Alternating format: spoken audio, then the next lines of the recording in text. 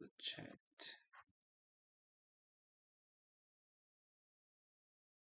Okay, bad.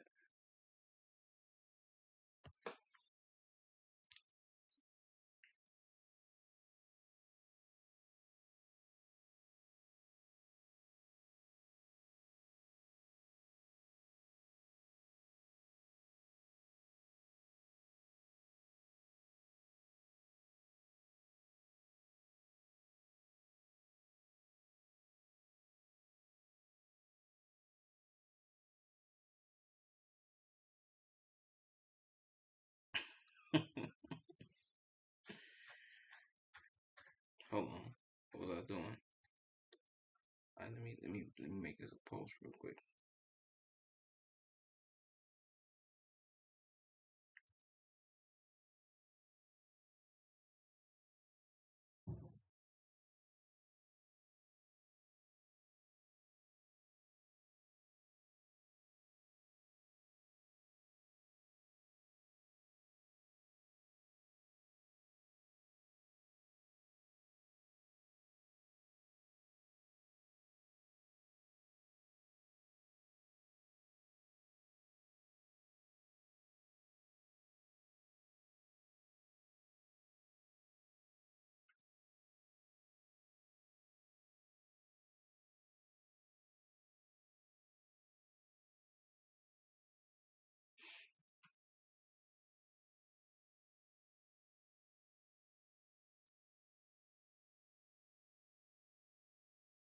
How do I see my post though? Oh, yeah, yeah.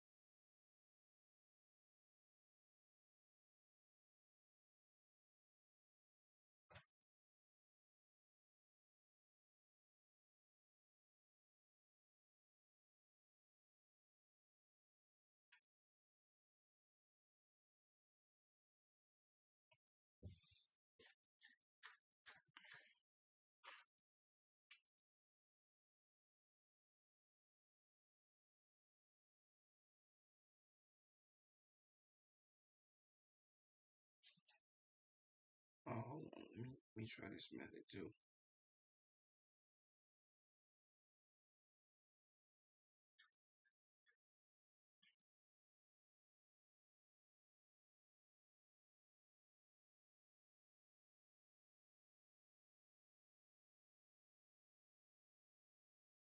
Turn the camera.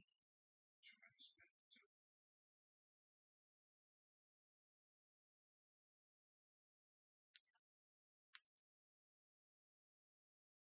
Don't allow, not allowing that. What are we doing? Then my phone start lagging out of nowhere. We got going on here now.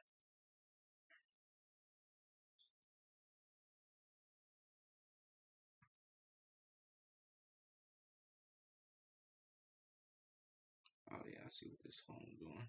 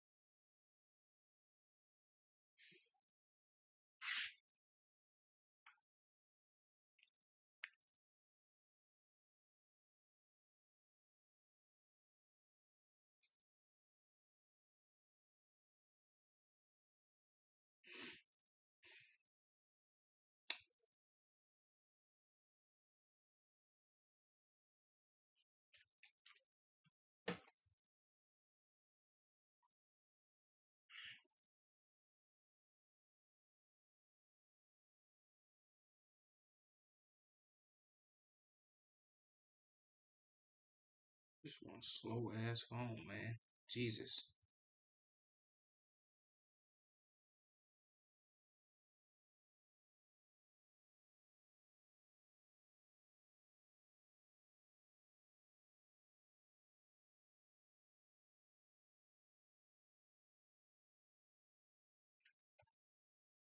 turn the camera around. Damn.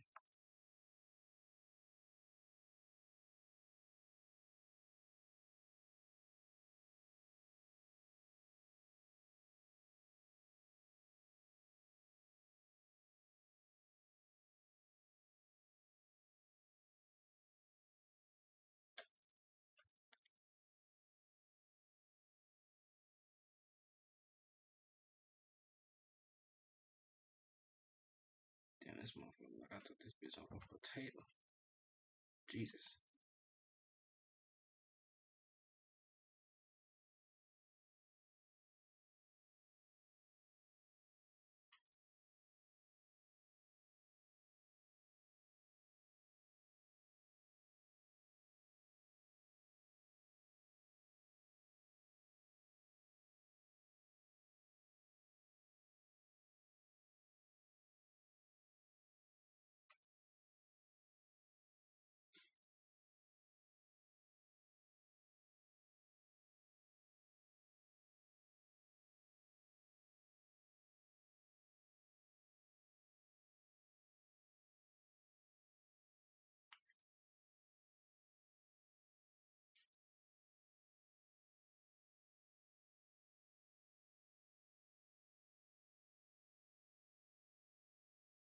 What this is.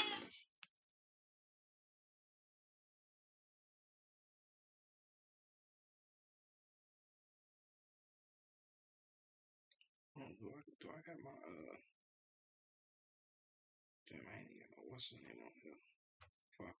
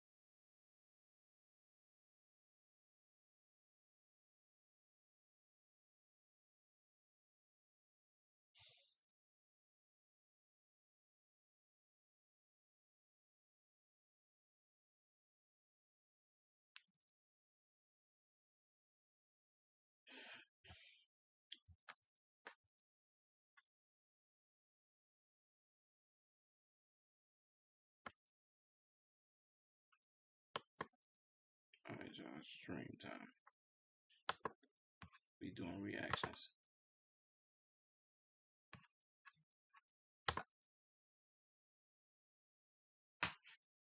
Hold on, let me make sure.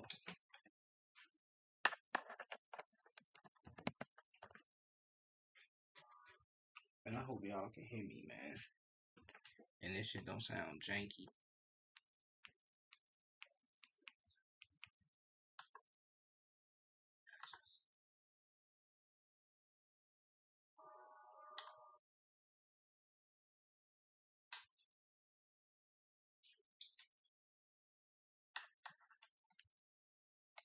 Damn, this shit loud, ain't it? And this shit don't sound janky. Let me turn it down a little bit though.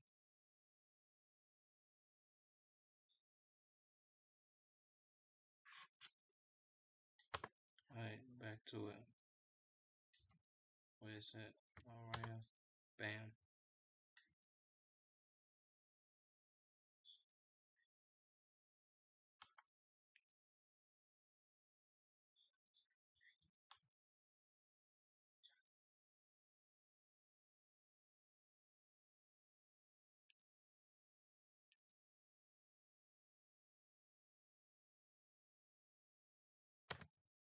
How many ounces per day will you typically consume? I've had up to like 500, 600, 700 before. I could go through that whole fridge probably in one day. Just take it straight. Regular 44-ounce Mountain Dew. Yep. That's like a gallon. Wow, that is huge.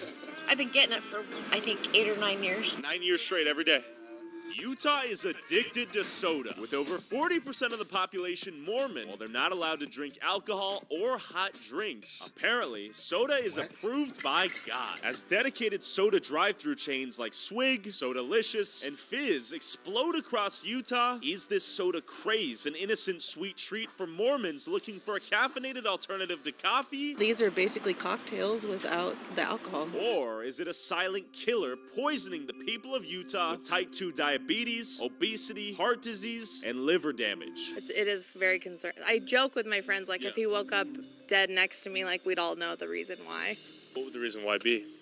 Because of his consumption of soda. Before Jesus. You ever have a clip you just want to share with your friends? You can't go back in the game and the replay's gone forever. Outplayed has one step, which is just downloading. You don't have to worry about hitting record. before we meet up with perhaps What is that?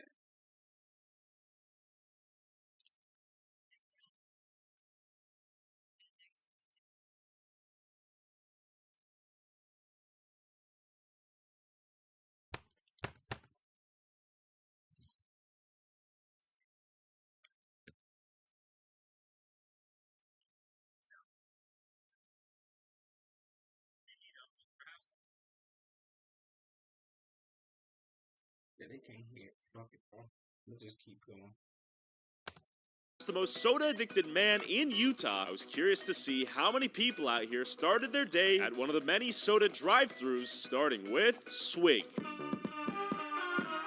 Rumor has it there's going to be a line circling out the building. Jesus, you get a 44-ounce soda right here. While a single can of 12-ounce soda has 29 to 42 grams of sugar, the CDC recommends no more than 50 grams per day. But how much soda are these people drinking? I will buy you guys your soda if you tell me what you're ordering. A Diet Jolly O. I think it's Texas Tap. Big Al. Big Al. What's in the Big Al? Big Al is Diet Coke, coconut, lime, and cranberry. I just get a regular 44-ounce Mountain Dew with a little bit extra ice. Okay, that's a big boy though. Yeah, we go big in the morning. Just take it straight. 44-ounce Mountain Dew. Yep. Do you come here often? It's daily. Every day. Endless summer, no ice. I've been getting it for, I think, 8 or 9 years. 9 years straight every day. Wow. And maybe 5 other drinks for all my kids. What size are we thinking? Oh, 44. Okay. Gotta get me through the day. You asked how many times I come here. Well, Yeah. that's once or twice a week. I drink soda every day. Probably do 80 ounces. Dang. Oh, yeah, one of them. Look at these big boys right here. He just said he drinks. What size are you thinking? 44. A big boy. The big, I need All right. it all day. Can we? Oh, you have a sweet cup. Whoa, that's the loyalist right here. But besides the literal addiction to sugar, what made these soda addicts drink so much? Is it their Mormon faith? Before I head to other soda drive-thru competitors in the area, I was curious how common it was to buy soda from the countless gas stations out here selling it. Let's get the daily fix briefly. Start the morning off with 2 big blues. What do you have? That's great. Is this your daily starter? I guess you could say that. Every day? Yep. We got a whole new fountain machine because the 40-ounce Stanleys did not fit. How many people a day come in here and get a nice fill up their Stanleys? I would say probably 1 in 5. 1 in 5. Yeah. Look at these big cups. Massive styrofoam cups right here. $1.79, first fill free, $9.99, 52-ounce big boy right here. I'm tempted to buy it. First free, oh, no. I found the big boy. $17.99, $3.29 free refill. This thing is huge. We have the Coca-Cola. An older brother used to drink one of those a day, though. Did he ever get kidney stones? That's good. Seriously. But I wanted to give this cup to someone who could enjoy it every single day. Are you a big soda drinker? Not really. I was going to give this to you after I bought it. You're gonna pay for it. All right, you're my guy now. What's your name? I'm Nate. Nate, we're doing a video on soda addiction in Utah. All right. How often do you drink soda? Pretty much every day. If you die one day due to like a stroke or like diabetes, don't blame me, okay? Oh, I won't. Diabetes runs in my family already, so I ain't got it, so I'm not worried about it. We're all gonna die one way or another. This is true. I gotta ask you, how many people come in here and fill up like a big gulp for like a 44-ouncer? Almost everyone. Everyone. Oh my God, this is crazy. Man, and it has the clowns on there to remind us how foolish we are drinking this stuff, man. I drink like 2 to 4 Red Bulls a day. Oh, really? That's even worse. I know. I'm no one to judge, but I stay away from soda for the most part. I drink Red Bulls every morning. You got Red Bulls and Coca-Cola? Yep. Gosh. Wow. Yeah, it's like a gallon. That is huge. You're gonna be thirsty. Yeah, don't have a heart attack, okay? Well, I do feel a little bit guilty. Given this whole video is sort of a PSA to not drink excessive amounts of soda, I may have changed the outcome of that man's life. Hopefully not for the worse. Yeah, he did. He's definitely gonna die much younger than he would have. We got the Diet Coke, Sprite, and Coca-Cola. All the Coca-Cola. Look at the Sprite on the freaking gas station. Subliminal brainwashing, 24/7, unavoidable. Sprite, Sprite, on all three of them. Sprite, Sprite, Sprite. Sprite on this pump, Sprite on this pump. Get some Sprite. Coca-Cola fridge, Pepsi fridge, Pepsi, Coca-Cola right there. It's everywhere, man. Subliminal marketing is a thing. If you're exposed to an image enough times, you may be compelled to buy it when you face it in reality. While you might see fentanyl foil and hypodermic needles in Portland or Seattle or LA, you see big gulps out here. So we headed onwards towards Provo, Utah, where 80+% of the population is Mormon, and straight to Swig's competitor, Sodalicious, to see if the more Mormon a town was, the more soda they drank. I'm hoping for a line out the door. How many of these Mormons are chugging soda? I want to see these Mormons. Okay, look at all those options. Take a look at the menu. We got Cherylicious, JoJo's Mojo, My Jam, National Parks, Southern Gentleman, Your Mom, You're Welcome, Boy Scout, Butterbrew, Orion, Second Wife, Funny. And I'd arrived just in time for lunch break, which out here meant time for a caffeinated soda refill. I'd like to buy you some soda today. We're doing like a little survey on soda consumption out here. Can I buy you soda? No strings attached. I just want to know what you're ordering and how often you come here. Okay. What are you getting? The Second Wife. You come here every day? Okay, so actually don't tell anyone. I go to Swig, but Swig is closed. That's okay. Are people addicted to soda out here? Yeah, I'd say so. Okay. Yeah. Are you addicted to soda? I like Dr. Pepper, but honestly, since working here, my tolerance for like flavors is You're just desensitized. Yeah. Common thing, or is this kind of a treat? It's a common thing. Okay. I do just a 30. They got some milk out there in Utah. That was some nice. 2 ounce, but my boss does a 44 every day. Every day? Milk, child. Twice a day. Yes. 88 ounces. That's a lot. It is literally people's entire world. I'm at an office right over here. Yep. More milk. We like shut down twice a day so that everybody can go get their dirty soda. You guys drink beer or anything? I don't.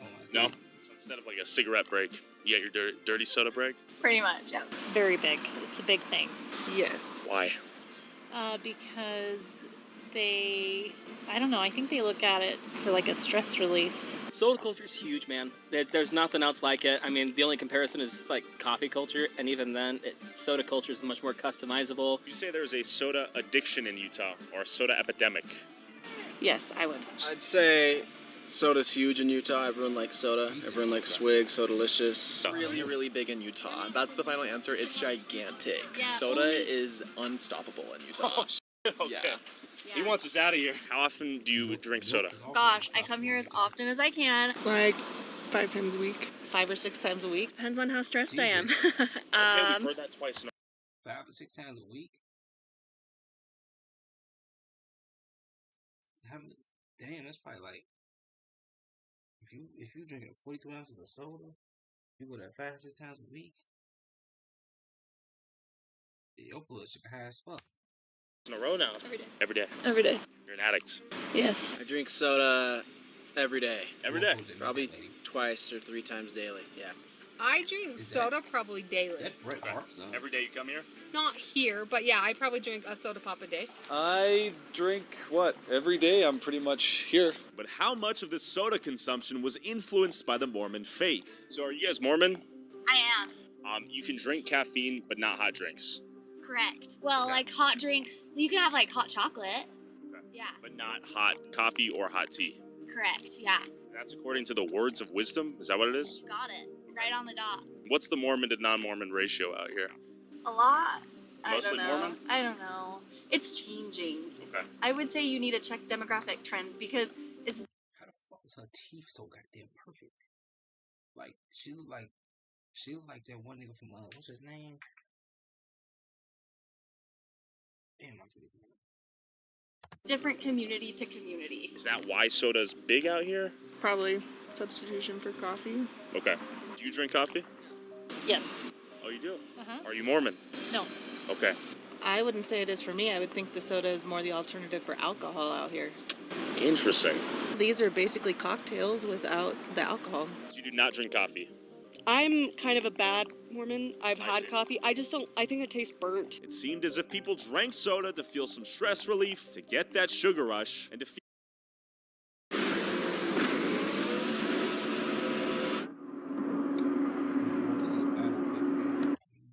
feel caffeinated to keep pushing through the day. I have a gift for our redheaded friend. Thank you. A tip for you.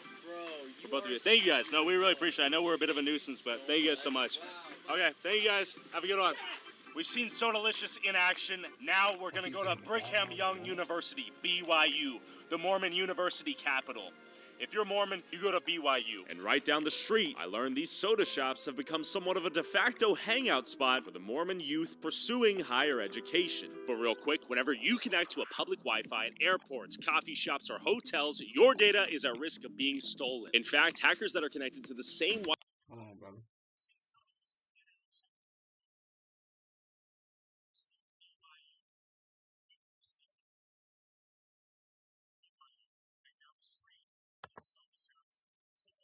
Watch out. and more, allowing you to protect an unlimited amount of devices at the same time. So click the link in the description to get 83% off your private internet access. That's only $2.03 a month, and you get 4 months completely for free. And sign up today for a 30-day money-back guarantee and 24/7 customer support. Thanks, private internet access. Back to Utah. How many customers do you serve per day out here? Probably do a couple hundred. Couple hundred? Yeah. 4 or 5? 4 or 500? Yeah. What do you say, Dakota? What are we thinking? We get a lot of people here How often do you drink soda? every day. I usually go to Swig once a week. How many ounces per day do you consume? 24. 50 ounces a day, I shouldn't admit it. Is Utah addicted to soda? I think so, but I don't think there's a problem with that. No problem. How often do you get that? Probably like 4 times a week, honestly. Are you addicted to soda? Oh, definitely. What are you guys gonna get today? I'll probably get a Hula Girl. And you? Spring Flame. They even had soda drive-thrus attached to the car washes. Oh, Splash! It's another joint. It's another joint, man. Drink of the week: Sweet Dew, Mountain Dew, Almond, Vanilla Dream. I'm gonna get a 64 ounce. See how big this bad boy feels. You can turn Monster, Ghost, Alani, Prime, Red Bull, Rockstar, or Bucked Up into a specialty drink. What's the most popular beverage you guys have? Probably the Mountain Monster. All right, Mountain Monster it is with Red Bull. Red Bull? Yeah, thank you. Yeah, I want a heart attack. Do you think Utah is addicted to soda? Yes. Yeah. You drink soda? I do. Once a day? Yeah. Are you addicted? Yeah, I would say so. Wow, that is a tank. Are you also addicted to soda? I wouldn't say addicted, but I love soda. Can I give you this? Sure. See how it is? Yeah. I've had like 3 Red Bulls today. Let me know how it tastes. Tastes pretty good. That's like Red Bull Mountain Dew. Oh, yeah. Do you ever go to like Swig or Sodalicious? No, I don't, but I know my friends do a lot. Are they addicted to soda? Oh, yeah. Yeah. They are. Is Yep. soda huge here? So is soda like fentanyl or crack? Like, so this is what crack was like in the 1980s for like everyone, but this is just Utah's version. This is In Utah? crazy. Oh, yeah. It's big. You know, they got cream, puree. They just throw whatever's... I've seen candy too. Oh, yeah. They've got candy in them, especially the moms here. Oh, the Is that moms love nerds? it. Oh, yeah. They all got their... They're sweet treats. Oh, yeah. They're 44-ounce Diet Dr. Pepper. They just sip Okay. on throughout the day. Utah, you're on top right now. You might be my favorite state. You guys are so nice. But one man in particular absolutely mogs these mere mortals in terms of soda consumption. His name is Steve. What do you have in your hands? I have a 100-ounce mug, and then I think this is 120. I'm trying to remember. I need to check Okay. this spec sheet, but yeah. So 220 ounces in total right here. We're about to fill these up. How much soda have you drank already today? Probably ought to drinking a couple 100 ounces already. How many? There's no way he's drank this. There's no possible way in hell he's drank that much soda. There's no possible way in hell. No way, I ain't even believe that. 100. Like 200. 200. Ounces, yeah, at least. How many ounces per day will you typically consume? I would say on average, depending on my workflow, 200 to 400. I've had excess up to like 500, 600, 700 before. It just depends how much I'm exercising, how hot it is. This nigga's exercising while drinking soda? What type of ass backwards moron is this? And the time of year. And you have a loving family? As far as I know, yeah. Is that a I'm leather assuming they love strap me, on yeah. his pants? You have a wife, a couple I have kids? a couple kids, 2 boys. Are they concerned for your soda consumption habits here? This is a little bit insane. You know, they love soda too, not quite as much as me. Okay. I think there's a concern back in their mind, but the irony is I am very health conscious. Yeah. So I get checked out pretty regularly, blood tests, doctor checkup, go to the urologist, make sure I'm doing good.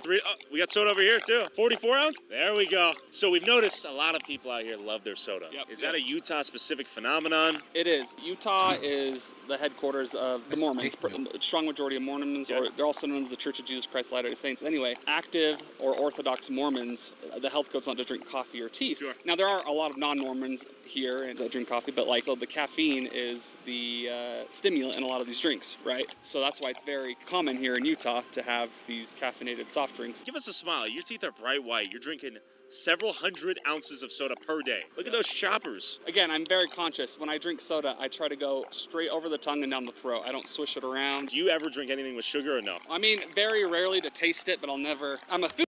Hold on, don't act like I didn't catch that.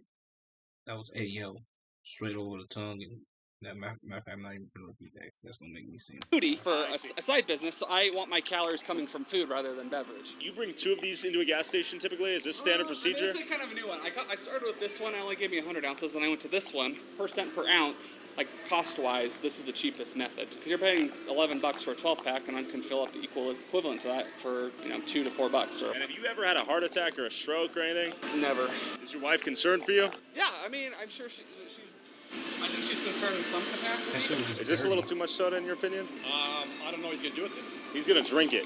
Oh, is he going to drink it? He's going to drink the equivalent of 4 of these 100-ounce liters per day. Damn, buddy, like, we need to get you a bigger shirt. That motherfucker baggy all about the arms, and tight all about the nipples and stomach. Jesus Christ. Sort of a supersize me with soda. You want a little extra flavor dash? 4. I'm going to go to my house. I can show you. I actually have flavorings at my house too. One of my cans, right? This is all sugar-free. All sugar-free. Okay. And how many years have you been drinking this much soda like this?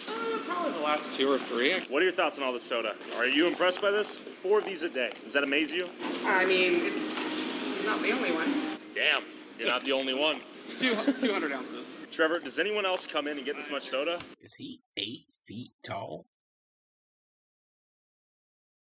The Lakers need to go pick this dude up right in the gas station. Yeah?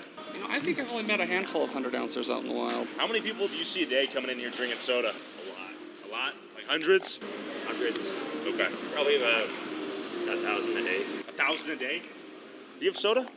There's no way. Yo, how many a day? I get like 2 every other day, not even gonna lie. He's tanking 4 of these a day. Are you impressed? You take 4 of those a day? I mean, they're sugar-free. Nah, I approve. That's fire. All right, thank you, bro. Enjoy your Coca-Cola. He's immune to soda. We're gonna head to Smith's, refill his inventory. And how many sodas will that require? I did run one run last week and got 60 packs, and that's probably half my inventory for a week or 2. Did he just say he ran to the store and got 60 packs of soda? Brother, are you serious? Bro, I have a... What was that can? I've had this can of soda in my room, bro, for like 4 weeks now. And I have yet to attempt to touch it. You know what I'm saying? Like, I'm not even... You know what? I'm gonna let these Mormons or Normans, whatever the fuck they are, I'm gonna have it. For a week or 2? Yeah, I could stock up for a month probably if I do 2 trips like that. Yeah, just depends if I'm home because I travel a lot. But if I'm hardcore at home, yeah. So wow. Okay, let's see it happen. That's concerning though. Oh, fellow enjoyer. That's some Baja Zero. Oh, he's got some good taste. How long will this last right here? I typically only put these in like if I get a Sprite Zero, or a Fresca, which just depends how committed I am, I guess. I've gone through Sprite Zeros where I've probably gone through this in a few days. So it was time to get Steve 2 weeks worth of soda. You heard that right. Oh, your kids are becoming addicts now too? Yes, but I mean, since it's just around so conveniently, they just drink it, right? How old are your kids? 4 and 2, so that's something I am worried about. You're gonna melt their teeth. What? Yes, potentially. We gotta emphasize, this is sugar-free. We are yet to see the long-term consequences of chronic aspartame, sucralose consumption. After purchasing $650 worth of soda, I wanted to know what Steve... Did this man just say $650 worth of soda? Well, that's like half somebody's rent or somebody's full His rent. loving family thought about his addiction and if it was time for an intervention. But real quick, I'd be like, go on down the road, you fuck. if you want to support our boots on the ground, independent journalism that is not bought and paid for by corporate interests, along with exclusive DLC. No one understand me. If I actually told people how I'm feeling, they would think of me differently. That is a lie that I told myself whenever I was going through something. I naturally wanted to... Watch out, I'll see content that YouTube won't let me upload. And it's time to unveil the haul. Crack her open. Hello. Hi, how are you? My wife, her name is Kefren. My name's Tyler. Good to meet you. Yeah, do you want to give any thoughts? Are you concerned for his health? I'm a little concerned. We funded the haul. I know it's like giving a drug addict crack. I don't know about this. You know, Was it's there like- a good sale at least? No. No! $650. That's like the one good thing that Steven, I guess, does is that he always He uses stocks up coupons. on the sales. What goes through your head when you see hauls like this? It is concerning. My kids are becoming addicted. What is their beverage of choice? We try to do non-caffeinated at least, Okay. but I only do like a can a day. I'm not addicted. You've been picking up a lot of his cans he leaves around the home, or what? That's probably my least favorite part of the addiction. He is really messy. If he did like a pack a day, I don't know that I'd be as concerned, but when it's like... Bitch, a pack of soda a day? Bitch, it's like telling a crackhead, like, yeah, hey, you could smoke, you could smoke 10 crack rocks a day. That's it. You smoke more than 10 crack rocks a day, you're doing too much. Nigga, no, that's not okay, boy. So much. I joke with my friends, like, if he woke up dead next to me, like, we'd all know the reason why. We don't know if that's even possible It would yet. need to be studied, obviously. I also eat significantly healthier than her. Yes, that's true. Will you love him no matter how this addiction evolves over time? If he was, like, spending all of our money, then no, I would not stay with him. He knows the line. If he started going into debt for this, it would be divorce. I'm not a CPA or a tax advisor, but I can write off my purchases because I'm posting about it, right? You're even smarter now the more I think about it. This is all a write-off. Yeah. Your wife said you may have something in like a basement or something? He's writing off buying soda? You can do that? Okay, this might not be so bad then. But he's drinking all of it, so it is bad. Something as well? I have fridges. I think that's what she was alluding to. Can we see it? Yeah. We're headed towards Look, the the fridge dirty as secret hell. lair here. This is our Toronni's, so if a That lot of in the parties house? here. This is my favorite fridge because it chills the quickest. Oh, this is the 5th mini fridge. And it... You know what, bro? Let me stop. Is that... I don't know what type of Dr. Pepper it is. That looks I could go through that whole fridge. Shout out to probably the one day. Frescas. And so when you wake up, Frescas, you I go to know. the garage, come all the way down here and fill it up? Typically when I wake up, first thing I do is go to the gym, and I'll come down here, grab probably 4 sodas, 2 for the ride, or 4 for the ride, probably 5-minute drive. Okay. And then 4 for the ride, 5-minute drive. Yeah. You'll take 4 in a 5-minute drive? Oh yeah, for sure. I'm gonna press the timer. There's no way this nigga... You know what, bro? If he can drink 4 sodas in 5 minutes, I could jump off the Empire State Building and live. Like, come on, bro. Big hat, big brand wearing ass nigga. Timer in 3, 2, 1. I'm sorry. Before I could even redo it, it was gone. We can do another one. Wow. I'm a pretty average chugger. Let's see how long it takes me. 3, 2, 1. He smoked you. This. I guess when he said over the tongue and down throat, he meant that. Jesus Christ.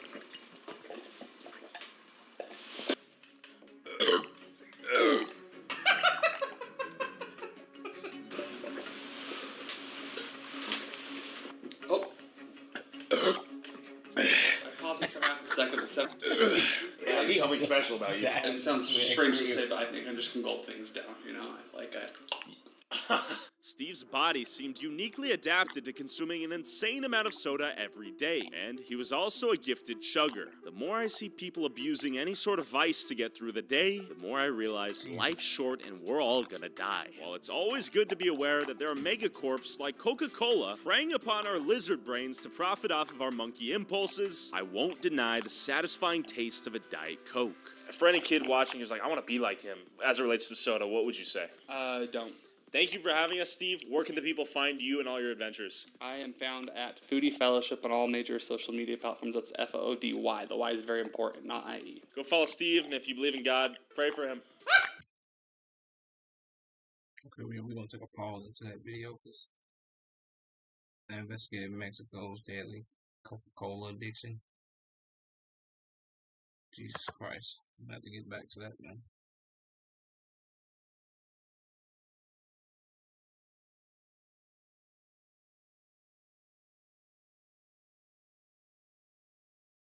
The Darkest Family, the episode banned from TV,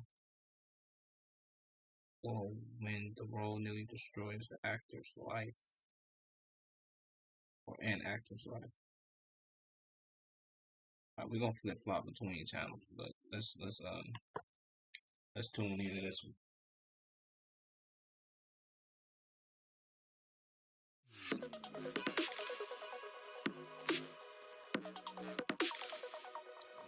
Ads. Watch out. There are some key differences between an actor and a method actor. An actor will do what they need to do to get the job done, and a method actor will suffer deep psychological torture to make you fully believe their role is their true identity. To prepare for a role, a good actor will stick to the basics, hire a speech coach to develop an accent or stutter, pick up an intense workout regimen, or wear prosthetics like large noses or fat suits. They do what they need to do to look like they felt sad, happy, angry, or in pain. However, a method actor doesn't believe it's enough to just look like they have these emotions. They need to actually feel these emotions. And some method actors go to extreme lengths to make the performance perfect. From hitting themselves, to picking up a substance habit, to locking themselves in a dark room for a month to transform into a full-blown schizophrenic murderer. Unfortunately, the dedication to the role can have some drastic real-life consequences, with some method actors losing their sanity and potentially their lives for their art. Today we're going to discuss some of the all-time greats and the dark life of method acting, starting with Daniel Day-Lewis, who is arguably the king of the method. One of Daniel's most immersive performances was in the movie My Left Foot. Day-Lewis played Christy Brown, an Irish poet, writer, and painter with cerebral palsy. Yeah, I know what age that's 10-year-old, same age as me. Don't give him any more. Where's Steve Crompton, Tony? Touch it, and I'll kick you. The only part of your... To prepare for this role, Day-Lewis spent most of his free time with kids suffering from cerebral palsy. He wanted to try his best to understand how they struggled and how they felt judged. By the time he arrived on set, Daniel Day-Lewis was completely immersed in his disabled character, and he wouldn't break character for anyone. Daniel's co-star, Kristen Sheridan, found it almost unbearable. He'd call you by your film name, and you'd call him Christy. It was madness. You'd be feeding him and wheeling him around. During the entire film, I only saw him walking once. Lewis's madness would pay off, as this role earned him his first Oscar for Best Actor a year later. However, this was not the end of method acting for Daniel Day-Lewis. He would continue to go to extreme lengths to embody these characters he was hired to portray, focusing on the smallest details that some might argue are not even necessary. For example, in his role as John Proctor in The Crucible, Day-Lewis built a 17th century house for himself only using mid-century tools. He built the rest of the set while remaining in costume the entire time, and he even lived in this replica home without running water or electricity for the duration of the film. As Hawkeye in The Last of the Mohicans, Day-Lewis would not eat anything unless he hunted it down himself in the Alabama wilderness. To Daniel Day-Lewis, method acting isn't really a choice. If he is not able to be a part of his character's world, he believes he won't be able to act at all. I can't say for sure that it necessarily helps me or helps what I'm doing, but I believe that it does. I have a strong belief that it does, and that's really... That's all that matters. Yeah, that's all that matters. And beyond that, Charlie, I'd say that it's as much to do with this whole thing. There's the beginning of this, the life of any individual piece of work begins with a compulsion of some kind. And writing, necessarily acting, you share directing. that with the director, otherwise you might as well stay at home. You have a shared sense of urgency to tell that story. And this unleashes a curiosity that is very hard to satisfy. And that curiosity leads you into all kinds of strange and unknown places. It really seems to me to be part of the pleasure of that work. You explore that world, you discover it, you create it to some extent yourself. Why the hell not hang around there for a while? By hanging around in these made-up worlds he created, Daniel has helped make some of the greatest movies in history, like Gangs of New York with Martin Scorsese, or Paul Thomas Anderson's There Will Be Blood. Louder. Say it louder. I've abandoned my child! I've abandoned my child! I've abandoned my boy! Although his approach to method acting has made him an industry legend, Day-Lewis's creative process takes an unimaginable toll on his health and well-being. Between films, he's known to disappear for months or years before taking on another role, usually refusing to share what he's been doing during that time. He feels that the method is probably necessary for his acting. However, in his rare interviews, he has said that performing can be taxing, and it forces him to take breaks to stay grounded. The way in which I'm able to enjoy the work most seems to mean that I then have to stay away from it for a while. What Daniel Day-Lewis is describing is a common feeling among method actors. He was just lucky enough to strike a balance where he could always find himself again. Although for some actors, removing themselves from a role isn't so easy, like when Jim Carrey basically lost his sanity and truly believed he was possessed by a dead artist named Andy Kaufman. But real quick, if you're busy but still want to eat real, high-quality meals with No, sir. You don't need to eat no real high quality meals over here, brother, man. We already doing that. it never gets boring. Cook Unity's service works perfect for anyone like me that's busy working $50 to get 50% off your first order of chef-made meals delivered fresh to your door. In the 1990s, Jim Carrey became a comedy icon in Hollywood, starring in classics like The Mask, Dumb and Dumber, and The Truman Show. He had become a bigger star than most actors or comedians could possibly dream of. And while he might not have claimed to be a method actor, he often heavily immersed himself in most of his roles. Over time, he felt that identity was an illusion, and he was done playing a game he saw as completely meaningless. It's not our world. None That's of this the is key. real? Nope. So you're just passing We don't through? matter. We don't matter. Oh. Man, I think you're kind of right about that one. We don't matter, brother. In fact, there was one specific role that made Carrey realize he lost his sense of self, which was during the film Man on the Moon, a biopic about his idol, performance artist Andy Kaufman. I don't know if you call it method acting or whatever. It's like he was going to channel Andy Kaufman. Is that Jim Ross?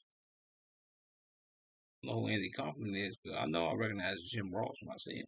Kaufman. He became Andy Kaufman for these 80 days that he was on the set we were filming this movie. Calling Andy Kaufman a comedian feels like an oversimplification. He was an enigma. His entire career was basically an experiment in how far he could blur the lines between comedy, performance art, and real life. During one of his comedy sets, Kaufman started reading The Great Gatsby verbatim. No jokes, just reading it straight. When people started leaving or booing, he kept going. Totally deadpan, treating it as an actual performance. Andy even started wrestling women at his comedy shows. He'd trash talk women, say they belonged in the kitchen, and challenge them to real matches. He even created alter egos that became famous in pop culture. The most prominent one was irreverent lounge singer Tony Clifton. The character was a chronic smoker and drinker who would show up at random events or television shoots with prostitutes. To add to this confusing performance art, Andy Kaufman's longtime friend Bob Zmuda would often play Tony Clifton, making some people believe Clifton was a real person since Andy and Clifton would be in the same room at once. Kaufman also loved professional wrestling, mostly because of the art of kayfabe, which is the established practice where wrestlers and their storylines are presented as real even though they are staged performances. Kaufman's rivalry with Jerry Lawler was one that brought professional wrestling into the mainstream. Their commitment to kayfabe was so legendary that it made audiences believe they genuinely hated each other.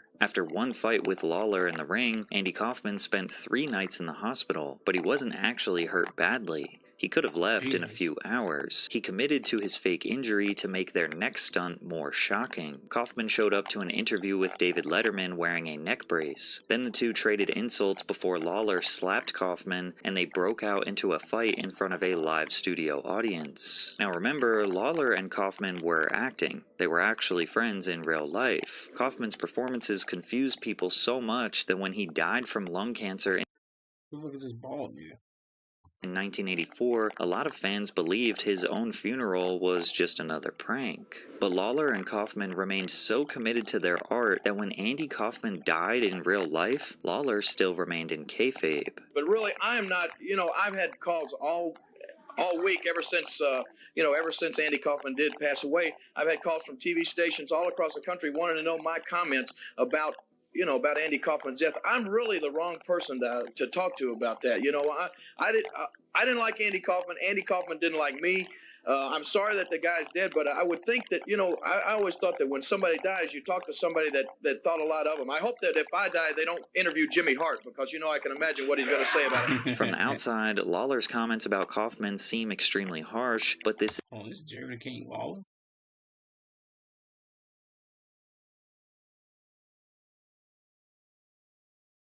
I didn't know that. is exactly what Kaufman would have wanted. To portray Andy Kaufman in a movie would take every ounce of focus that Jim Carrey had, and it was about to destroy him. I think it's been a long process, and I'm not saying that I don't get caught up in the story, because the story's compelling sometimes. But it was definitely an important moment in the process where I found myself subjugating Jim Carrey for Andy Kaufman and Tony Clifton, and then at the end of it looking for Jim Carrey again and having trouble finding him. And at a certain point I realized, hey, wait a second, if it's so easy to lose Jim Carrey, who the hell is Jim Carrey? Carrey lost his identity before the cameras even started rolling. He recalls lounging on a Malibu beach when he heard he got the part. After the news set in, Carrey looked at the ocean and thought, where would Andy be? What would he be doing right now? He actually assumed Andy would be trying to communicate telepathically, so he tried to. Immediately, he says 30 or so dolphins surfaced, and then Andy showed up, tapped him on the shoulder, and said, sit down, I'll be doing my movie. What happened afterwards, Carrey adds, was out of my control. To Jim Carrey, Andy Kaufman wasn't just another role. He was everything Carrey admired as a human being and an artist. By the time production started for Man on the Moon in the late 90s, Carrey fully believed that Andy Kaufman had a paranormal control over his mind and body. I didn't black out, but the balance was way in Andy's corner. I broke a couple of times on weekends and stuff, but pretty much from when I woke up to when I went to bed, the choices were all his. Some of Carrey's methods were simple. He only responded when people called him Andy, and he behaved like him at all times. Impression, Johnson County.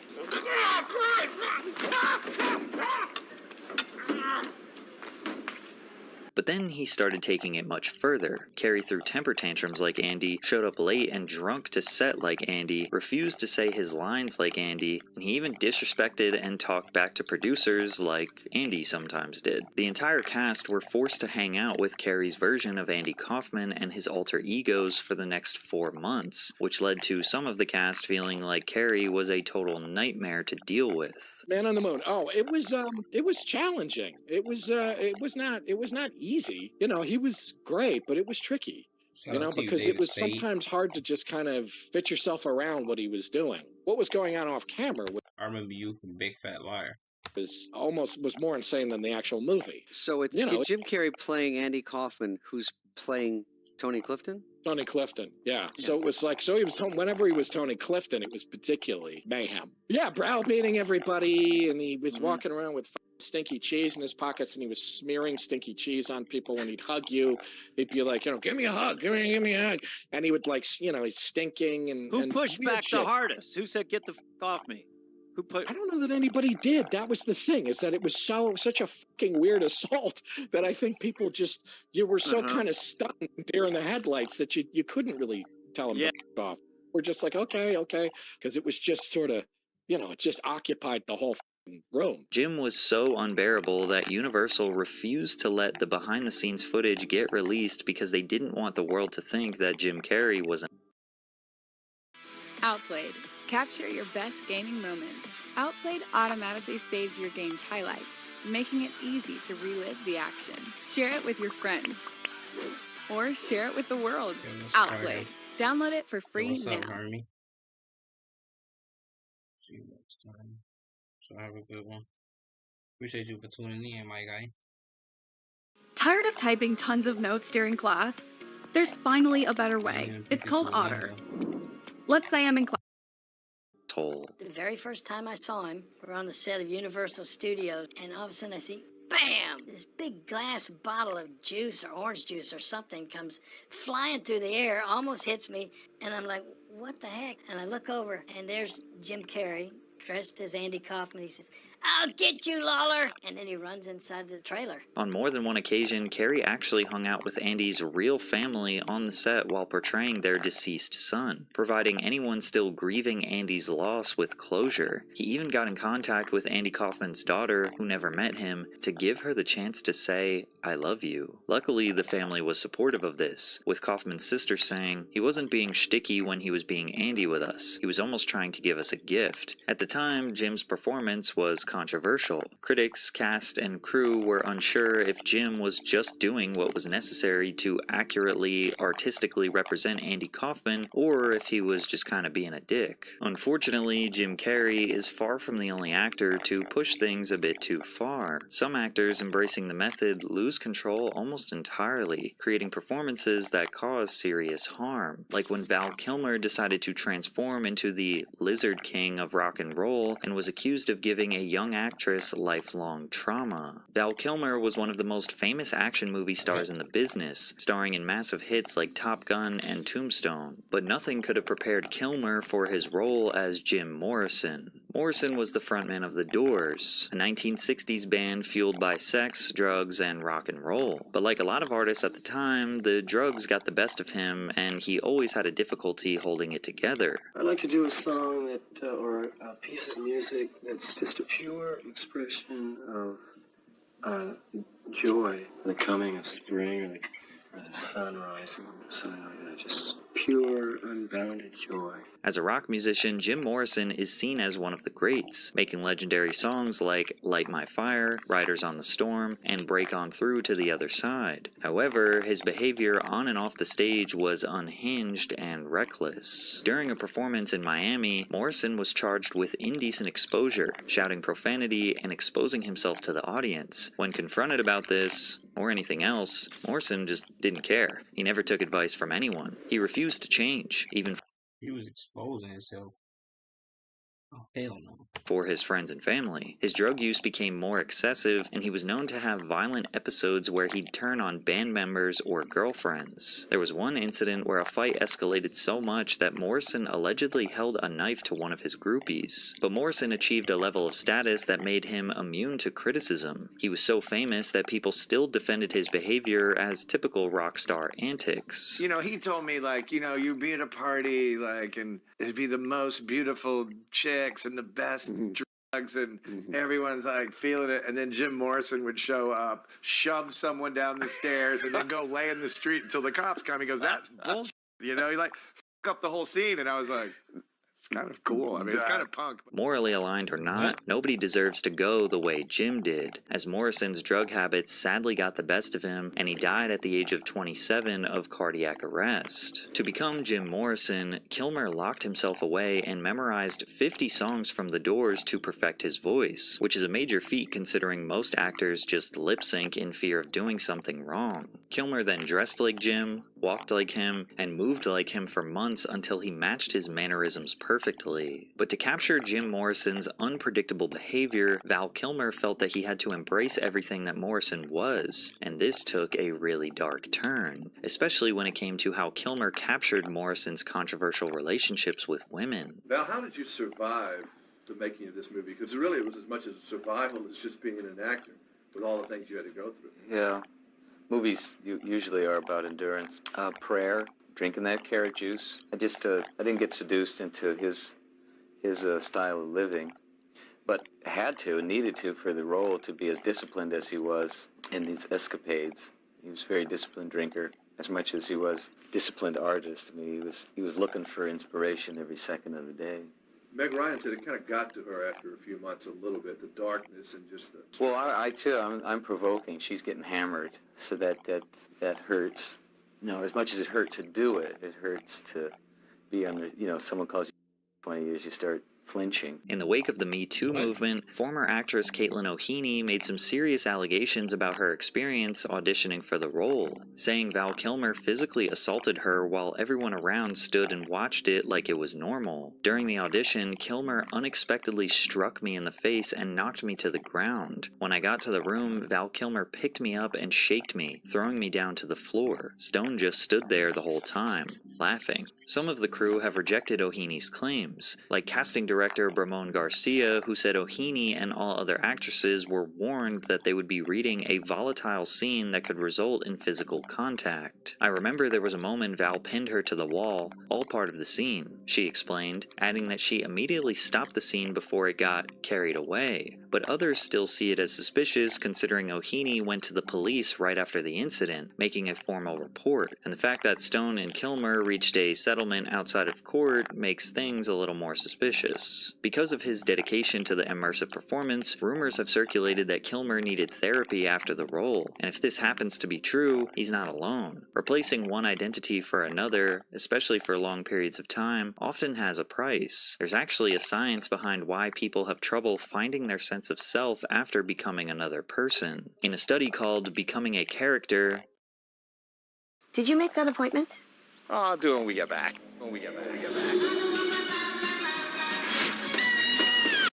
Dissociation in conservatory acting students, psychologists attempted to discover the impacts of method acting and what it does to the human brain, using the Dissociative Experiences Scale, DES-2, measuring the disconnect between the mind and reality. Giving the test to actors before and after 6 months of training, doctors found that, although no significant changes occurred over time, acting students scored significantly higher than the general population on the DES-2, showing traits that psychologists find when looking for psychopathy. And while this doesn't mean actors are psychopaths, it does mean they are entering a sort of flow state that can lead to psychopathic tendencies. In theory, given enough time, this proves people can lose their identities to the point where they believe they are someone else. What's interesting is that this same phenomenon was found in law enforcement officers who have to go undercover.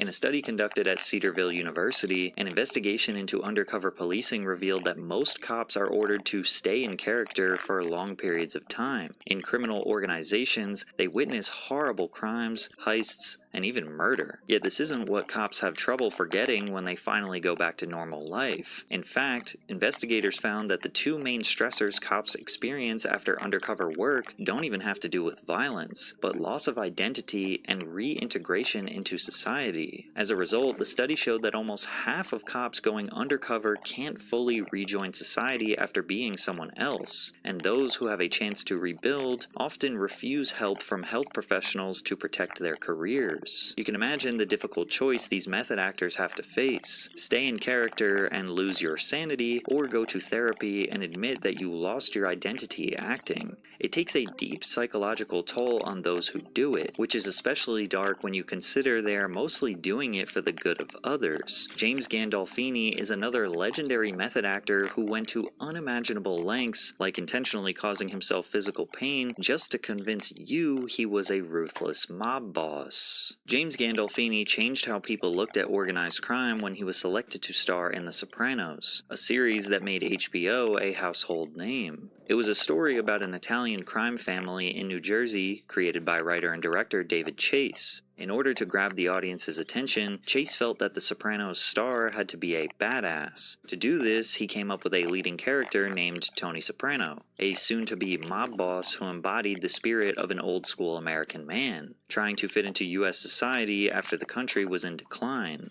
When James Gandolfini auditioned for the role, it was love at first sight. He left in the middle of the first audition, Chase recalled, but we thought he was great.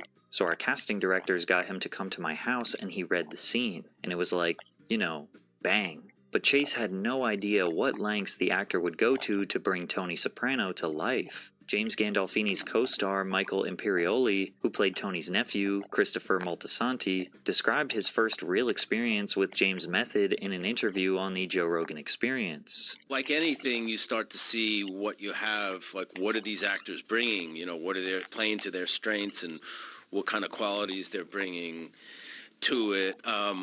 You know, just like there's that one scene in the pilot where at the end, towards the end of the pilot, my character tells Tony Soprano, oh, I could go to Hollywood and sell my story or something.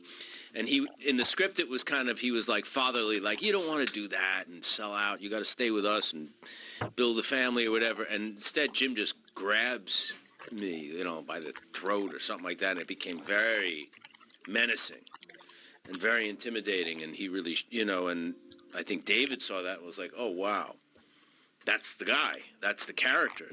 And it probably influenced how he took the story and how he would write it. But I think a lot of the tone was already in his head. But seeing what the actors were bringing to it, I think, you know, influenced a lot. Gandolfini's presence on screen as Tony demanded your attention. He could be calm and quiet during a conversation, only to become explosive and merciless a second later, especially during therapy sessions with co-star Lorraine Bracco as Dr. Melfi. So you let me sit there. Please sit down. How the am I supposed to trust you? You're my doctor. Please sit down. You're scaring me. You've been drinking. Okay, even though this is method acting, did he have to have a fucked up lining like this, or was his lining fucked up? I've seen a picture of him and his lining wasn't just bad. Jesus. Didn't you help her? Sometimes you can't. I bet you charged her enough, didn't you, huh? I bet you didn't cut her a deal because you're incompetent. He was vulnerable, sensitive, ruthless, and cunning all at the same time. The method acting started with the typical tactics. He'd walk around in the set in his character's bathrobe with a mean attitude or interact with actors as if they were in a scene. But as the drama continued throughout the series, Tony Soprano's crimes and behavior would get darker, and Gandolfini did everything he could to match that energy before filming. If Tony was binge eating to cope with inner pain, he would do the same. And to capture physical pain or Tony's anger perfectly, the actor would deliberately drive himself into a rage, hitting himself on the head or depriving himself of sleep. Drink 6 cups of coffee, he said, describing his technique, or just walk around with a rock in your shoe. It's silly, but it works. In an HBO documentary about The Sopranos titled Wise Guy, David Chase and The Sopranos, Michael Imperioli describes the real Gandolfini saying, he was very different than Tony Soprano. He was very laid back, he wore Birkenstocks and liked Green Day and AC/DC. What's funny is that a lot of fans look at Tony Soprano as kind of a role model, which is very scary in a lot of ways. He probably felt that, people thinking he's Tony Soprano and he's not. To adapt, Gandolfini's method acting evolved.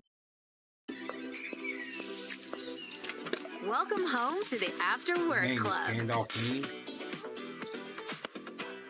I don't know why. It's time. To the point where he would do anything to make his acting believable, even if it had real-life consequences. James Gandolfini had on and off issues with substance abuse before The Sopranos started. He would drink heavily and was known to smoke constantly. Portraying Tony made things worse. Gandolfini had lost control, often being late to work high on that booger sugar or extremely drunk. HBO's chairman and CEO at the time, Chris Albrecht, talked about the chaos, saying, eventually the cast and crew tried to have an intervention with the actor. He walked in, saw everyone sitting there and was like, oh, F this, and he walked out. Albrecht recalled that Gandolfini said, fire me. The method would continue to destroy Gandolfini inside and out. It's hard to definitively say that method acting was the main cause, but the stress obviously leaked into Gandolfini's personal life. In 2002, his addiction got so bad that his wife filed for divorce. 3 years later, he failed to appear for the Golden Globes as a presenter, where he was later found severely drunk and making snow angels in front of his hotel, even though there wasn't any snow on the concrete beneath him. Any fan of The Sopranos can't deny that James Gandolfini's method acting was great, and the HBO masterpiece would have never grown into a billion-dollar asset without Tony Soprano as the main character. $1 billion? Jesus. actor. But it also showed that putting 110% dedication into a role can tear your real life apart. But whenever the topic of method acting comes up, there is a role that must be included in the conversation, and that is Heath Ledger's Joker in The Dark Knight, which is easily one of the greatest method acting performances in Hollywood history, one that... This might be the greatest method acting performance in Hollywood history.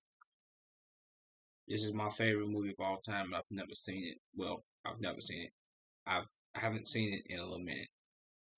Now that he just said that, I think I'm gonna watch this tonight. Many suspect actually led to Ledger's early death. Heath Ledger was becoming a major Hollywood star, acting in well-known films like 10 Things I Hate About You, The Patriot, A Knight's Tale, and Brokeback Mountain. As his career was reaching new heights, director Christopher Nolan reached out to see if Ledger would star in his new Batman trilogy. Not as the Joker, but rather billionaire Bruce Wayne in Batman Begins, before the role was ultimately given to Christian Bale. Surprisingly, Heath Ledger wanted nothing to do with the project, politely declining the offer because he failed to see Nolan's vision for the film. To Ledger, the idea of being part of a superhero franchise didn't seem fulfilling. In fact, when an interview asked him if he ever considered being a superhero before, he said, "Not really. With the tights and undies and the boots, I would just feel stupid and silly. I couldn't pull it off, and there are other people who can perfectly, but I just couldn't take myself seriously." But all of that would change when Ledger saw Batman Begins on screen. Sitting in the theater, he realized that Nolan's Batman story wasn't like other comic book adaptations. It was more edgy and dark. And when Ledger learned that the sequel, The Dark Knight, needed someone to play the Joker, Batman's insane arch-nemesis, suddenly he needed to be a part of the film no matter what. To become the Joker, Heath Ledger locked himself in a hotel room for over a month. In isolation, he studied the materials that Christopher Nolan gave him, and constantly worked on the character's posture, voice, and dark psychology. To bring it to another level, he also made entries into the infamous Joker Diary, which included sinister writing, manic scribbles, and disturbing pictures. Some pages had references to Stanley Kubrick's Clockwork Orange, a movie about psychopaths and abuse. There was a photo of a hyena to develop his signature laugh. Ledger even made a list titled Things That Made Me Laugh, where he wrote blind babies, landmines, AIDS, beloved pets in road accidents, statistics, pencil cases, brunch, and the periodic table of elements. The journal was packed with things that might have had him condemned to a mental institution if it weren't made for a movie. We looked at paintings by Francis Bacon, visual reference, we looked at all kinds of things, talked about all kinds of different philosophical ideas. Why is he whispering? Brother, this is an interview. Speak loudly. To whispering for a nigga. Talk with your chest. Ideas behind the Joker and anarchy and chaos and what he would represent. And Heath was just ready to do it. He was ready to do something that big. During filming, Ledger had immersed himself so deeply into the role that even his cast members could not help but be a little apprehensive. He'd look at the diary to tap into his foreign personality and then bring that intensity into every scene. Ledger even told Christian Bale not to hold back when hitting him during fight scenes, which freaked Bale out because he had been training his body to look like a lethal weapon. He was kinda egging me on. I was saying, you know what? I don't need to hit you. It's going to look just as good if I didn't. And he's going, go on, go on, go on. He was slamming himself around, and there were tiled walls inside of that set which were cracked and dented from him hurling himself into them. When people finally saw the Batman movie, most of the audience didn't even know it was Heath Ledger behind the mask of paint. He turned into something truly evil, willing to destroy the world just for the fun of it. Ledger's portrayal of the Joker is so damn good that every other actor who plays the comic book villain almost looks like they're trying to do an impression of him. And after The Dark... That's a fact. I'm not even gonna lie to you. I've seen a couple Batman movies, bro, and nobody, and I mean nobody, I don't care what anybody says, portrayed the Joker better than Heath Ledger. God rest that man's soul, bro, but he did his thing with that one. Dark Knight's release in 2008, Heath Ledger's work had finally paid off. Securing over $1 billion at the worldwide box office, it's considered to be the greatest Batman film of all time. Now, we have covered extensively in this video about how many of the great method actors lose themselves, their sanity, and often turn to substances to cope with the psychological torture. Therefore, many just assumed that Ledger was dealing with the exact same thing. After all, his preparation for this role was just as immersive and dedicated as the previous actors I mentioned. However, one key mistake Ledger made was jumping right into another film role after The Dark Knight called The Imaginarium of Dr. Panarsis. And we know the best way to find balance in this brutal world of method acting is to take time off and recalibrate before jumping into a new identity. Tragically, before the movie's release in 2009, the 28-year-old actor was found dead in his Manhattan apartment. On his nightstand was a new prescription and a bottle of pills. Heath Ledger's death was revealed to be an accidental overdose, but that wasn't a good enough explanation for the people who felt like they lost a living legend. Rumors circulated about whether or not he lost his mind after The Dark Knight. Fans and journalists cited something Ledger had said in a New York Times profile while the movie was still in production. It is a physically and mentally draining role. Nolan's Joker is a psychopathic, mass-murdering, schizophrenic clown with zero empathy. This rumor became fact in the court of public opinion that the Joker role killed Heath Ledger.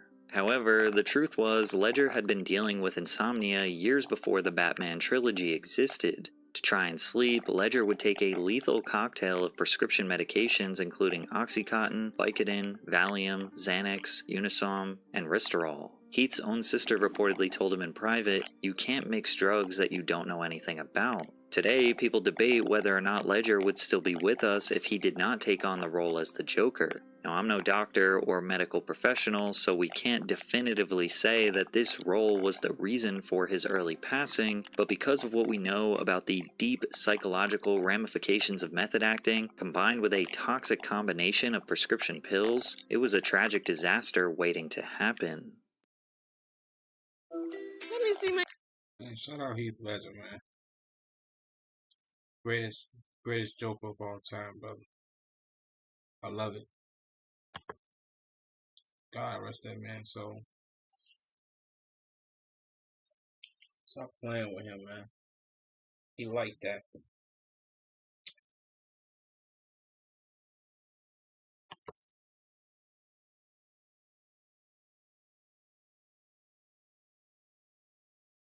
I'm gonna do another video.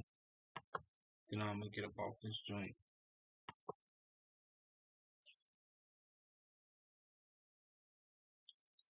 This is Chamula, Mexico, the town that worships Coca-Cola. The average person here drinks over a half gallon of Coke per day. Almost 40% of adults are obese, and diabetes is the second leading cause of death. Over 35% have diabetes. Do you think there are a lot of people with diabetes here because they have sugar drinks? Mexico drinks more Coca-Cola per capita than any other country. But what impact is Coke having on the locals' health? Why do they love drinking it so much? And can this diabetes epidemic be stopped? I met up with a local named Rudy to find out. Look at that. Hey, you can't make this up. Look at all that Coke. It's Coca-Cola. Coca-Cola. Coca-Cola again. So we're headed to Chamula, the Coke drinking capital of the world, would you say? Yes. How did Coke enter the religion of Chamula? The people in Chamula, they consider like every time that you need to talk with God, they are like using like a rituality, and then into the rituality is present the Coca-Cola. These people are drinking more Coke than anyone else on earth? Yes. Here is like, wow, I really like it. No? The Mexican Coke really does hit better? Yes. In my personal conception. Okay. No? And on our way to Chamula, I saw this. Oh, look, the Coca-Cola truck. Oh, there it is. So we talked to them. ¿Cuánto pesos por este? A 3.85. Okay, we got water. It's cheaper to drink the Coke than the water? Yes. Okay. Coke. There's no way Coca-Cola is cheaper than water in Mexico. Jesus, they're killing everybody. Coca-Cola chairs. Look at this. Oh, they have Coke right there. ¿Cuántas botellas de Coca-Cola bebes al día? Más o menos dos. Un litro. Un litro. Baffled by how Coke was in every store out here and far more available than bottled water, I wanted to understand what strategies Coke used to conquer Mexico. But to understand that, we need to understand their pricing strategy. A little over $1, we can get 2 Cokes. And you can return the bottle. Yes, if you return the bottle, it's cheaper. So if you give them back the bottle, bottle, you get Coke again for Yes. cheaper. Yes. Let's analyze the Coke Jesus. here. Okay. 3 liters. 3 liters right here. Yes. How common is this in a family household? Very common. ¿Cuántos gramos de azúcar en aquí? No sé. They don't know. No one knows. ¿Es más popular aquí en esta ciudad? Sí, la verdad sí, porque para usos y costumbres, por lo regular, es un ejemplo, cuando van a Not gonna lie, I thought this woman was Asian. Maybe that makes me say racist. pedir a una chica para esposa de alguien, los típicos refrescos que llevan son Coca-Cola, que son por paquetes. It's like a bringing offerings, yes, and that offerings is Coca-Cola. This is 27 for 1.35. So it gets cheaper the more you buy. With Coke in every corner store in the city, the few water bottles available for sale are mostly the brand CL, which is also owned by Coca-Cola. Given the option between a nice, cold, sugary Coke and a water bottle for the same price, it's no surprise that people here are choosing Coke. But is Coke being honest and upfront about the health consequences it's having on the public? Rudy led me to this basketball court to understand a little more. Whoa! They sponsored the basketball courts? Yes, it's like they paint. Coca-Cola. Make your browser fast. Coca-Cola sponsors it. Make your browser safe. That doesn't even make sense. Make your browser Everywhere. They own the culture. This is crazy, a Coca-Cola basketball hoop. And look, Coke cans right over there. Coke is everywhere out here. This Coke-sponsored basketball court is just another example of Coke sponsoring youth sporting events since 2006 as part of their Ponte al 100 program to promote exercise rather than drinking less sugary drinks like Coke. Despite research showing that diet is a far more important factor in obesity and diabetes than exercise. Today was the celebration of the Virgin of Guadalupe, and Rudy said that during holidays like this, Coke plays a critical role in their traditions and sometimes even religion. Also is the social meetings, and part of the tradition is like to share some. They are like giving normally Posh and Coke. And in Chamula, where we're headed, some even believe Coke has magic healing properties and it's used in rituals. Alich ibahig da asakal chamele, hakucha jabil, tahtas kak al kontondik, tuheche problematic, usha chobol kadik chabahtak indik, chabal kam deldik, muyukuse oikudik, hadid. Do she got grills in? Was her teeth silver? Tahtadik oli chamel kechala. He's drinking Coke. Hola, cheers. But with this much Coke here in Zincantan, I could only imagine how much Coke they drank in Chamula. First, we had to meet up with a local Tzotzil native to get inside Chamula because this town is exclusively occupied by the indigenous Tzotzil Mayan natives, highly suspicious of outsiders, with some even believing cameras capture your soul when a photo is taken. And Chamula has a unique autonomous status within Mexico and their own police force, where no outside police or military are allowed in the village, and crimes are punished severely, going so far as to lynch and burn people alive who have committed serious offenses. Sean, good to meet you. How prevalent is diabetes here in Chamula? No hay un porcentaje exacto, pero sí hay enfermedades que, vaya, diabetes. Sin embargo, la gente no se pregunta cuál es la causa. Más bien desconoce las causantes. Solo es como, se puede decir que Coca-Cola podría ser una causante, ¿sale? No exactamente Coca-Cola sea la causa. Since when did Coca-Cola become so popular in Chamula? 1994, es cuando llega la empresa Coca-Cola en San Cristóbal. Look, all the soda. We're surrounded by soda and beer of all kinds right now. Do you sell more Coca-Cola or Pepsi here? Coca. Coca-Cola? Mucho más Coca-Cola? Sí, Coca. Is this a 12-year-old little boy? What do you mean, do he sell more Coke here? He works here? Shout out to him because he got a White Sox hat on. I like that, brother. Good taste. Okay. Coke was everywhere. Even the babies were guzzling it. With Coca-Cola, other coca-owned sodas, and the predominant water bottle company, CL, owned by Coke, I could barely find any Pepsi here, and it seemed like Coke owned literally every beverage out here. ¿Te gusta Coca-Cola? Or Pepsi? Coca. Coca-Cola owned water compared to the singular Pepsi. The kid sitting alone at lunch. Coca-Cola más or Pepsi? Coca. Coca-Cola. Coca-Cola?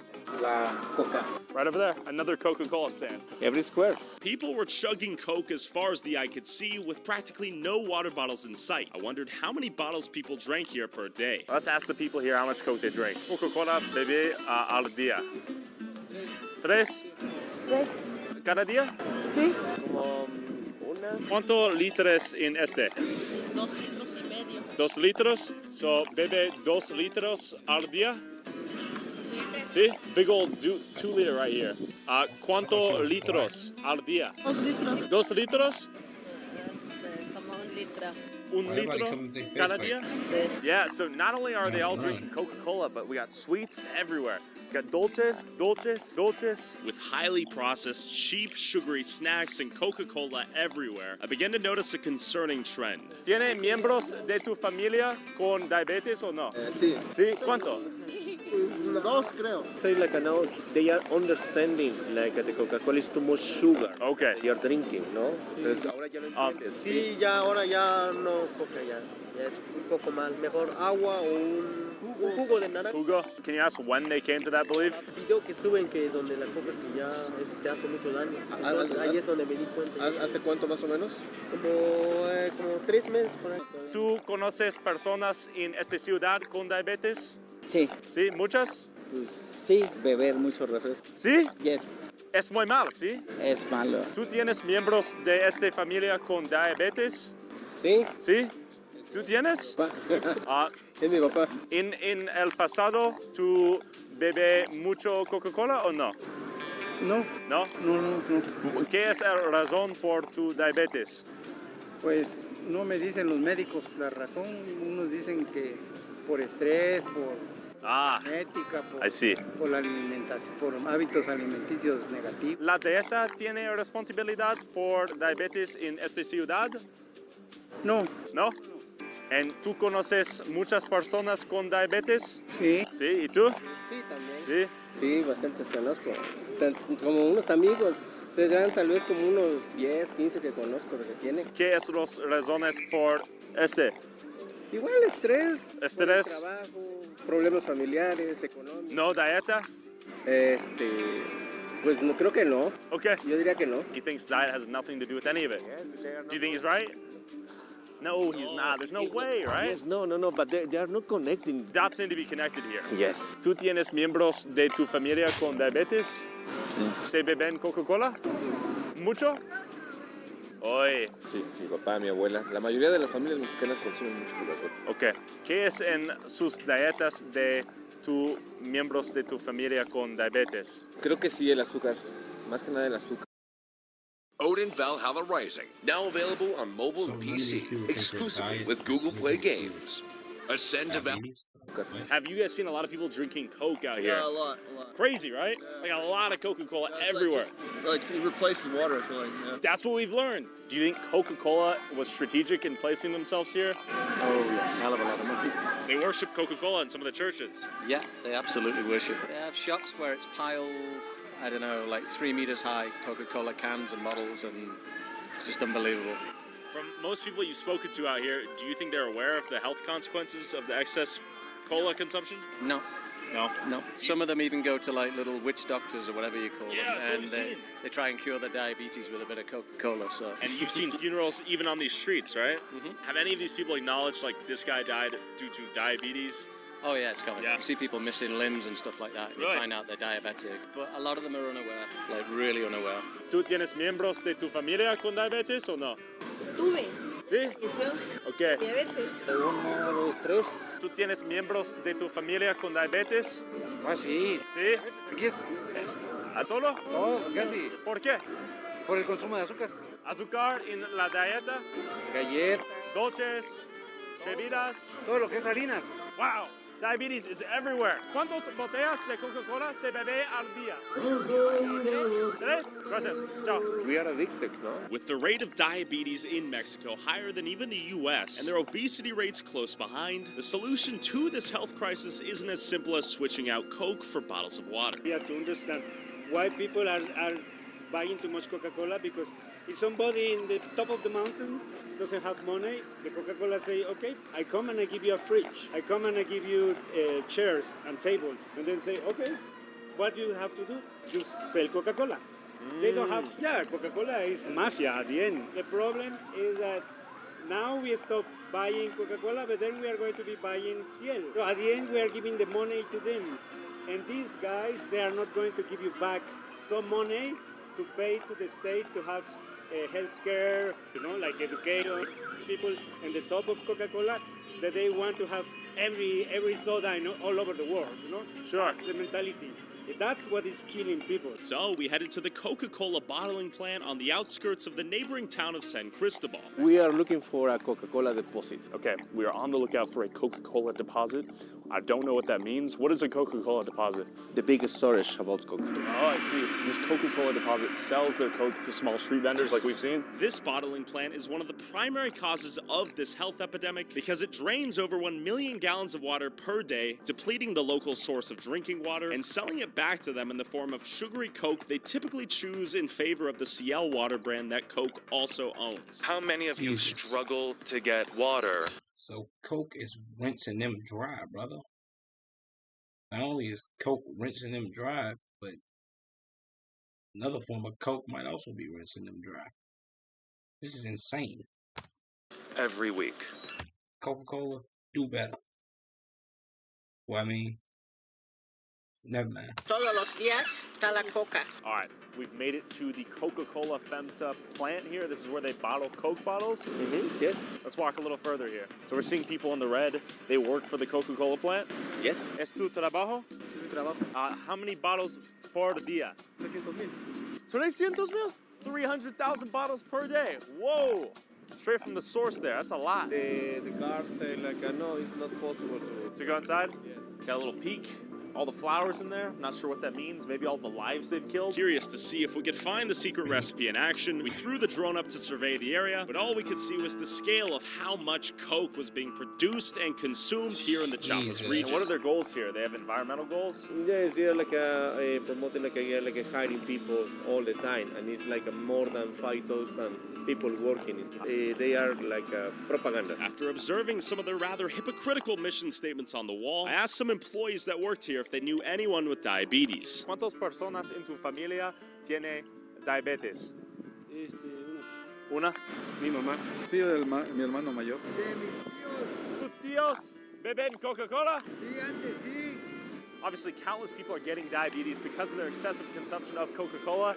But the problem is Coca-Cola is everywhere. You find it easier than you can find water out here. Well, the irony of these people working at the factory that produces the Coke, that causes the diabetes, that causes their death, even 6 feet under, Coke has managed to ingratiate themselves in the culture of the afterlife here. Rudy took me to a local graveyard to see this firsthand. Oh, it's everywhere out here now. Coca-Cola tied to the flowers in a 2-liter of Coke. Another can of Coke right here. Another bottle of Coke. Rudy, what's the significance of these Cokes out here?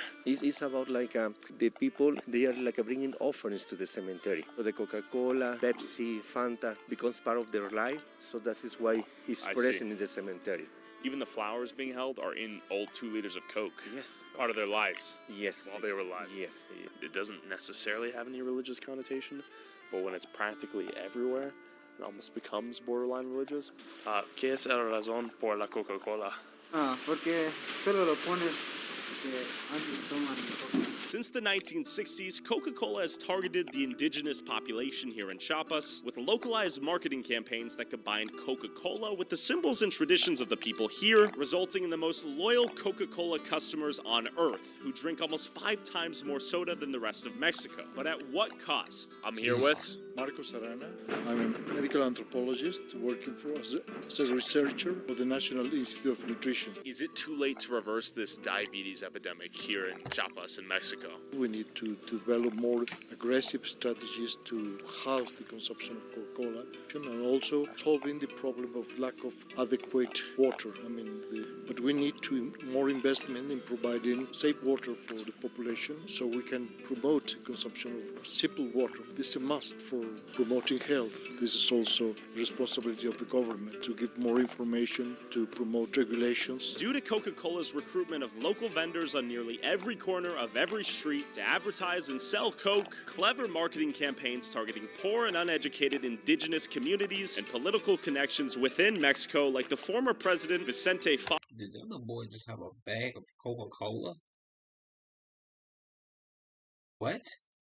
Fox, whose political career was conveniently funded by Coca-Cola and established a near monopoly on the local water supply. Unless these people receive real education on the deadly consequences Coke is having on their health, it looks like Coke will continue to kill the people here until there's no one left to drink themselves to death. And even then, they'll keep drinking. Rudy, if someone wants to visit this beautiful country of Mexico with you, where can they find you? Chiapas Experiencias, through Instagram. Go check out Rudy right here. Come to Mexico. This place is epic. Also, whoever has the most viewed TikTok or YouTube short using a clip from this video, I'll send you $500. Post however many times you want, but you must tag my TikTok/YouTube @ and put YouTube Tyler Oliveira in the title/description.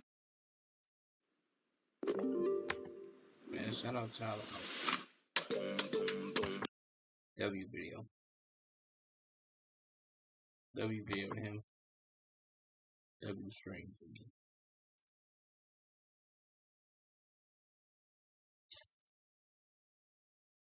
Gotta turn this computer off. This computer is making this very irritating noise.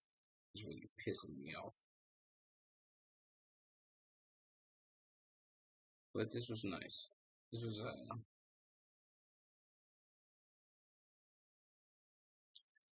dope. I didn't get to watch more videos like I wanted to, only because this sound is very annoying. But I'll be back. Give me about an hour. Hour and some change. Hour and 30 minutes. I'll be streaming again. This time off the phone for me. Deuces. Love y'all.